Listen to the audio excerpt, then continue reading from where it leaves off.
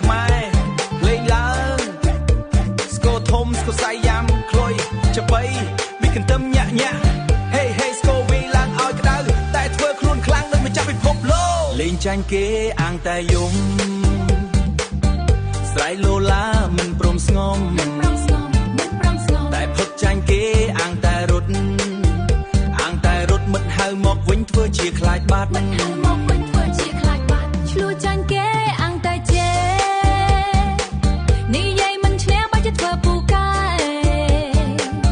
ឆ្លួចាញ់គេអាងតែវ័យចិត្តមិនធំចូលចិត្តរករឿងគេដៃចាញ់ហើយស្ងាត់ទៅមិនបាច់អួតទេមនុស្សគេមើលឃើញអស់ហើយអាស៊ីក្រែ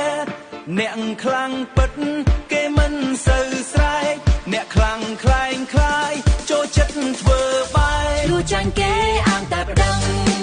ធ្វើមុខតឹងដូចខ្លួនឯងនឹងឈ្នះ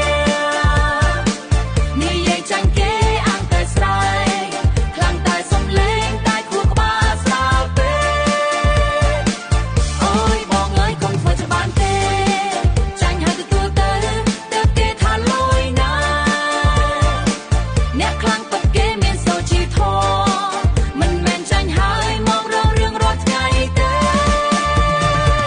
យោចាញ់ឲ្យអាងខ្លាំងតែពេលខឹងក្នុង Facebook ផូតធ្វើដូចខ្លួននឹង offline វិញស្ងាត់ដូចកូនឆ្មា online ធ្វើជា gangster ស្រែកថាខ្លួនខ្លា Hey boy កុំ드라마ច្រើនពេកនោះចាញ់ពិតគេមិនធ្វើ crazy ទេបើចង់ឲ្យគេសរសើរថាខ្លាំងពិតប្រកបត្រូវចេះទទួលចាញ់មិនមែនខឹងដូចភ្លើងឆេះ you